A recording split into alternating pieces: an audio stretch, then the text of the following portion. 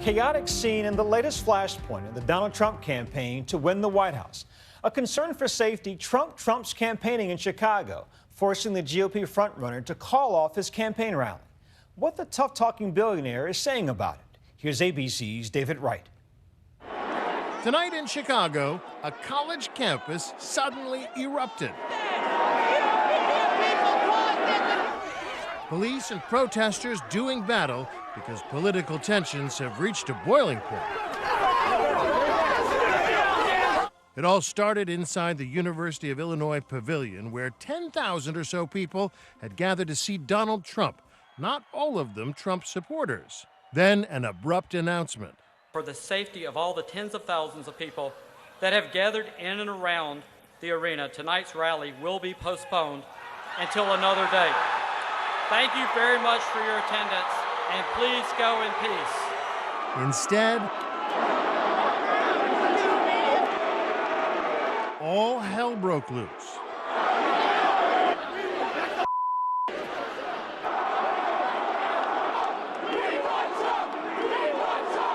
The clash continued even as the crowd spilled out onto the streets. The police are engaged! Tonight, Trump on MSNBC blamed it on people angry at Washington.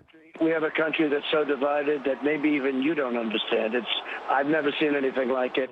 Then he told CNN he's only seen love at his I don't rallies. take responsibility. Nobody's been hurt at our rallies. The tension between Trump lovers and Trump haters has been building for weeks. Get out of here. Out. In Fayetteville, North Carolina this week, a demonstrator being escorted out of a rally got sucker punched by a 78-year-old man. John McGraw told Inside Edition he'd be tempted to throw more than an elbow. The next time we see him, we might have to kill him. He's now charged with assault and battery, but initially the crowd did nothing to stop him. The protester told ABC affiliate WTVD that he was there peacefully, and aside from protesting, he did nothing to provoke the man. If it was the other way around, it would have been a different story. At that same rally, other protesters were attacked by other Trump supporters. Wow. The candidate himself has been accused of stoking the anger of his crowds. We're not allowed to punch back anymore. I love the old days. You know what they used to do to guys like that when they were in a place like this? They'd be carried out on a stretcher, folks. So if you see somebody getting ready to throw a tomato, knock the crap out of them, would you? Seriously.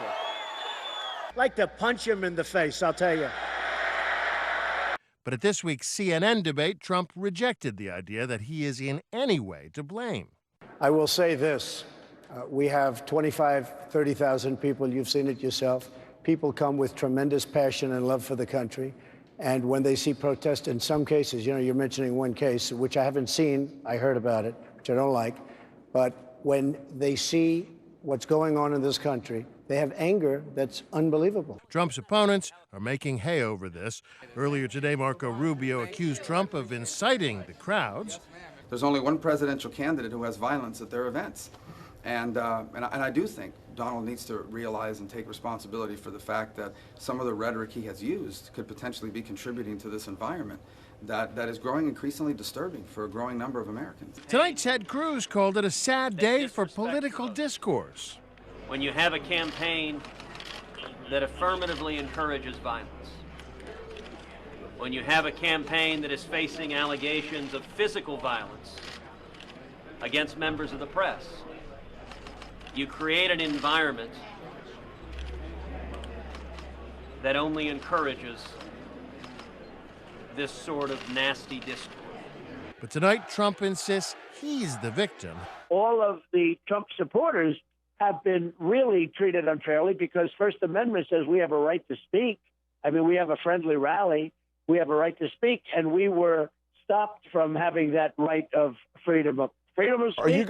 Tonight, the U.S. Secret Service and the Chicago police both insist they didn't pull the plug on this rally, nor would they have recommended doing so. The decision to cancel, they say, was Trump's and Trump's alone.